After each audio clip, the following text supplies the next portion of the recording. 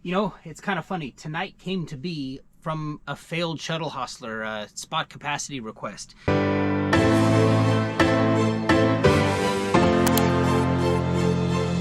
All right, so 5:30 on a Friday night. Took a nap today, ready to work, could absolutely go out. I mean, phone lines are open, emails are open, got the load board running. But the question is are they gonna woo me with a rate to get me out of my house? I mean, if they don't, what I have planned instead inside this house, I mean, I got the family, got the dog, my wife gets off work here in a couple hours, Dateline's looking like it's new tonight, so that's what Amazon's contending with. Just so you know, there's no trickery going on here. I mean, let's just switch this around to trips. I have nothing booked as of right now, so no trips to show, nothing upcoming. So now is where, you know, I always talk about keeping this load board running in the background of your life. I'm gonna go to my traditional little OTI search here, OTI power only, sort this by the thing that's most important to me, price per distance highest, and we'll see if they have any offers that woo me out of my house. I know what you're thinking, I'm in the truck, what did I get? Nothing. I just came up here to pre-trip the truck, just kind of, you know, check it out, be sure that, you know, everything's ready to go with it. Nothing really yet. I mean, people kind of always want to know, like, what's the Amazon behind the scenes? What does it look for? It's a lot of this. I mean, if you're impatient and you want to run, like right now, I mean, I'm looking at this load board. Let me turn off auto refresh. They've got a couple 345s, this first load, 83.3 is going to DSD1, another one going to DSD1, then returning. They've got stuff out to Sunday. Let's just see, like, start time nearest. I mean, this is a lot of the behind the scenes. So they want to send one to San Antonio here in about 40 minutes for $1.70 a mile. 9 miles, San 5 to San 3, starting Saturday at midnight. What is that? San 5 to San 3, San 5 to San 3. It's just a bunch of back and forths. $25 a mile. That's taking 5 trailers from San 5 to San 3. It's not worth $226 to drive down there. I mean, usually that's what they pay for one of those moves, and they're sending all 10, or they're sending all 5 for about what they used to pay for one of them. I'm not going to do that. I mean, you know, just running down there is going to be like 2.5 gallons of fuel. Running back is going to be 2.5, and then a $5.50 toll both ways. I mean, it's like, okay, so I'm going to keep about like $180 of that. I'm going to pass. It is just a lot of, this is just like a huge patience game. I was debating on even bringing the camera because it's like, you know, am I even going to work tonight? And I'm kind of real like 60% chance I don't, 40% chance I do. I just wanted to come up here and kind of pre-trip the truck to prove that I have nothing in my queue right now. Let's go to trips and just see. Yeah, no trips upcoming. So, I mean, I still don't have anything lined up. I'm just kind of doing all this behind the scenes, waiting and playing the patience game with them. There we go. 500 starts at 3:45. I am assigning myself the driver. I will be there and I'll get it done. Yeah, that's fine. Thank you. Thank you. Have a great day. You too. Bye-bye. Man, I swear coming up to the truck sometimes is like my good luck charm. I'm not like, I don't believe in like hocus pocus stuff, but I mean, I just came to pre-trip the truck, and they reached out to me, wanted to know, they wanted to know if I had another guy to take. They have 2 identical loads going up from, starting at San 5, going to DSD1, and then heading back down. I forget if it stops at either San 5 or San 3. I'm like, I'm sorry, I'm just the one guy in the one truck. I tried everything. I'm like, is there any way you could, you know, can I take the other one now and then I'll start the other one? They both started at 3:45, so I now have a huge gap in my night. Haven't started my clock yet. It's 10:11. I'm gonna go out and do some trucker stuff. I need to pick up some def for the truck. Long story on that, long story short, I buy my def from Walmart. I've kind of alternated between them and Tractor Supply. Was told early on when I first got the truck, it had sat for so long that the def had crystallized in the tank, and it was kind of not really super pricey, but it was involved as far as like flushing flushing that tank out. And was told to, you know, to maybe stay away from purchasing truck stop def. I don't know if there's like how much truth there is to that, but the chances, I guess, of it crystallizing, I don't want to come off as like an authority. I'm being a parrot right now and repeating what's been told to me. But anyway, they just said to just buy def at either, and I can usually get it cheap at Walmart or cheap at Tractor Supply. I actually prefer Walmart because the little nozzle that goes on the top just works better than the one I get from Tractor Supply. But gonna go buy a bunch of that. I need to fuel up the truck, and it's already pre-trip, so I'm ready to go.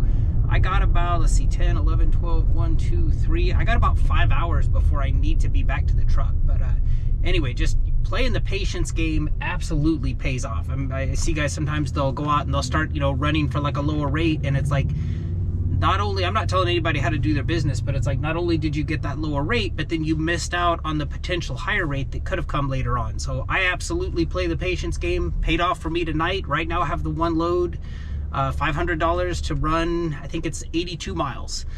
So let's see what we can do.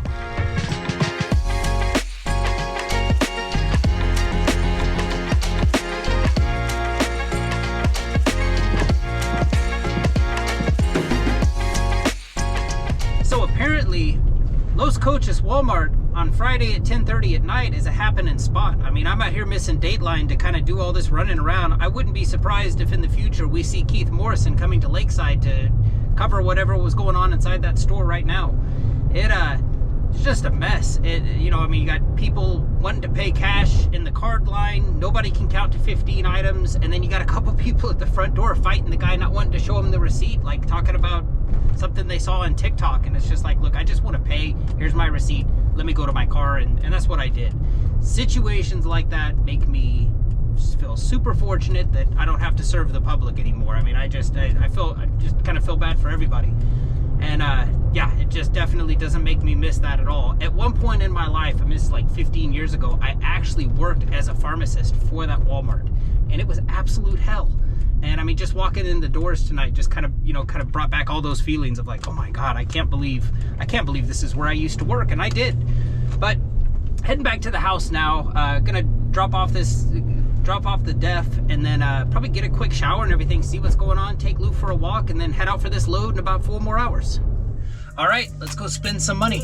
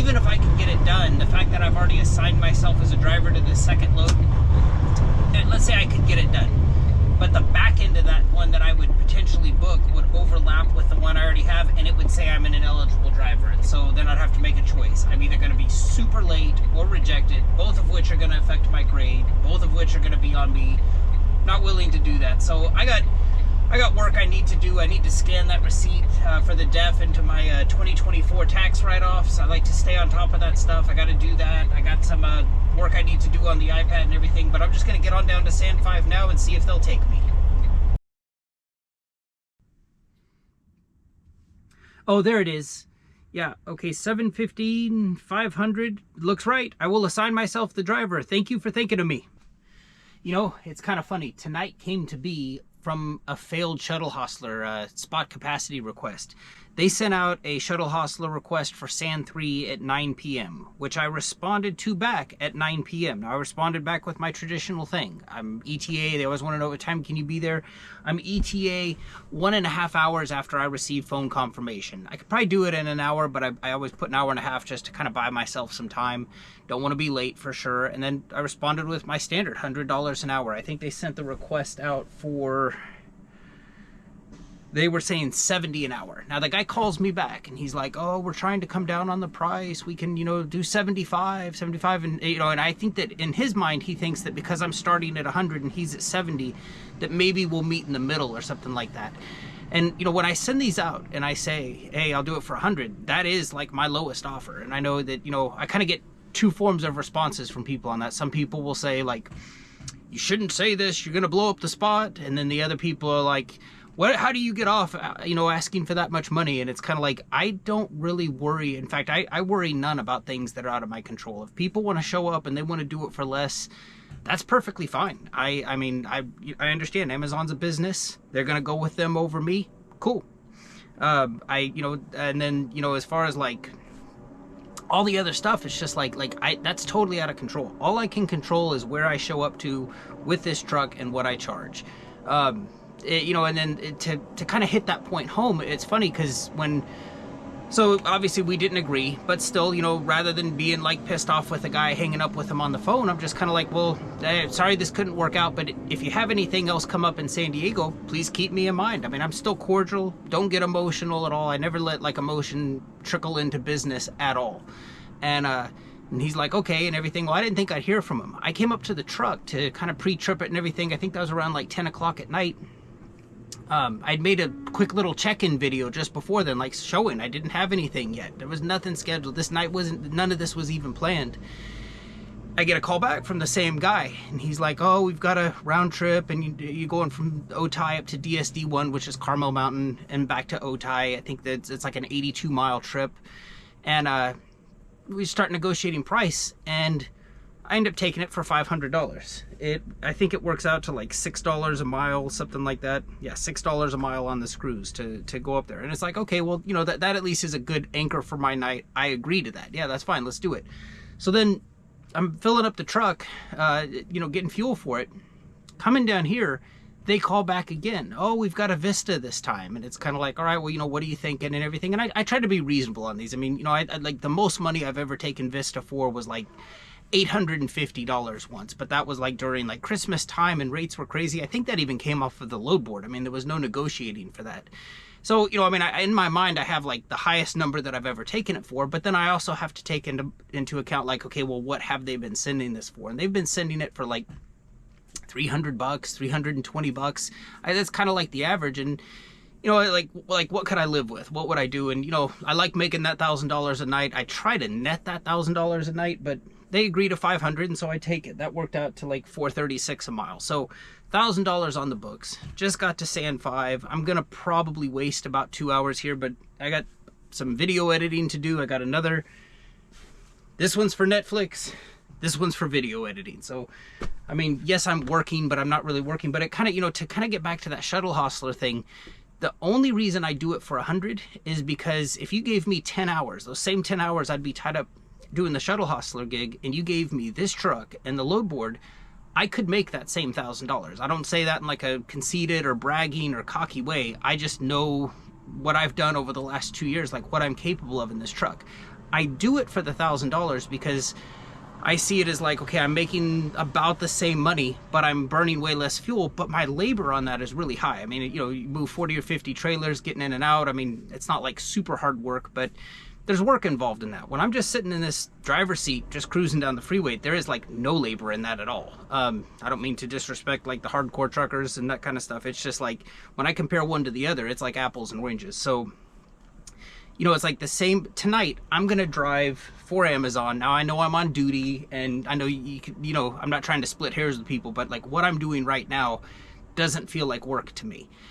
I'm going to work for Amazon tonight for about 4 hours. It's going to take me about 4 hours of driving, probably about an hour and 35, 40 minutes to do that DSD one, and then to go up to Vista for that second one I got. They claim that's 115 miles. I actually think it's 112, but it's neither here nor there.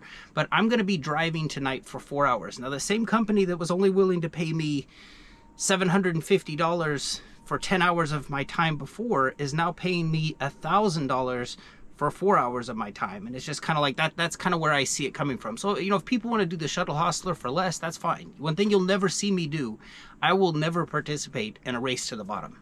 Not in my nature. It's not who I am. If people want to do that, let me know how it turns out. But never gonna get into that race to the bottom. But that's kind of why when people say like, well, where do you get off charging that much?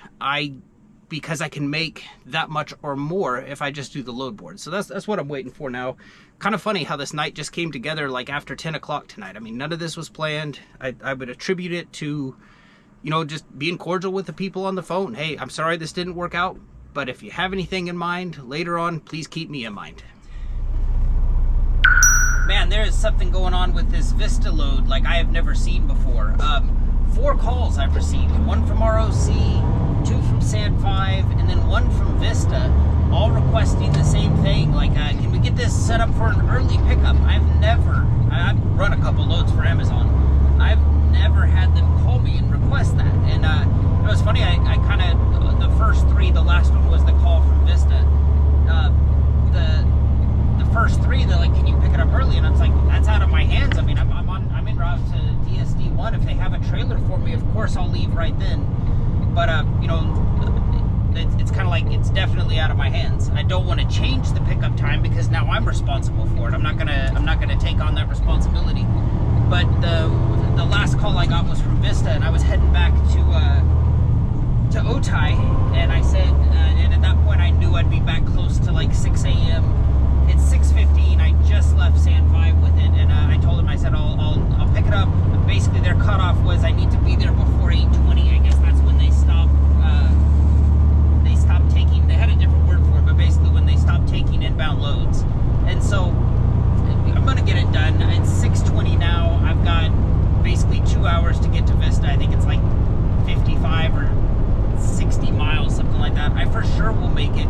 It's just funny because it's like it's one of those situations where, and this does, I'm happy to do this for Amazon. I mean, Amazon has treated me well. Of course, there's stuff that happens that I don't like, but I mean, my overall experience is positive. But this is one of those times where you just kind of wish that there was like a little bit of give and take. Like, I'm happy to oblige them and get this to them. I'm not even supposed to pick it up for like another hour. I'm already en route to Vista. I mean, that's great, but there, inevitably in my future I'll arrive at a facility early. There'll be a line of trucks, and I won't get that Y check-in till like a minute late. And you can bet I'm gonna have to do a performance dispute. I just wish there was more of like a meet in the middle of like, look, I'm a good carrier for you. I'm not trying to get away with something. Can you cut me a little bit of slack and not make me do a performance dispute this time because it looks like I was a minute late even though I was 20 minutes early? Could you cut me a little bit of slack? And I feel like I'm complaining. I'm not. It's just it is gnawing at your soul to put so much into something, and then and to be able to do something like this, and then to only be treated like a leper when you do something wrong. So that's all I got for now. Heading up to Vista, gonna get this there early for them. It is 8:59 as we speak. I am at Sand3. Got everything done. Let's turn this thing on screen record and finish out this shift. I just looked over the trailer and dropped it off, ready to inspect. Next. Yes. Done. Check-in at Sand3 was great. Yes. Tap to close. No future loads assigned. Got both of them done. This one wasn't supposed to be done until, let's see here, trips.